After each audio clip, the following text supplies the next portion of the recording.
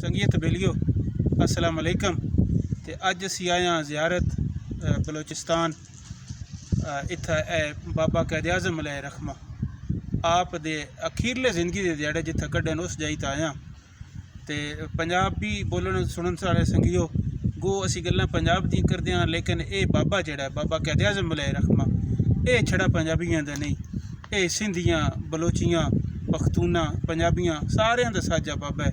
सोहना मुल्क पाकिस्तान बनाया, सोहना मुल्क है। अल्लाह करे इंशाअल्लाह मुल्क वसदा रहे। तो ये भी दुआइन कि जिमें बाबे कैद आज़म अलैहि रहमा दा दिल आई ने मुल्क बनाता, इंज दे मुल्क बने जिथे सारे आज़ाद होन, सारियां अपनी जिंदगी गुजारन की भी आज़ादी होवे, सोचण की भी आज़ादी होवे, ते इस मुल्क दे नाल वफा करन की भी आज़ादी होवे, इस मुल्क ते सियासत करन दी हुक्मरानी करन की भी आज़ादी होवे।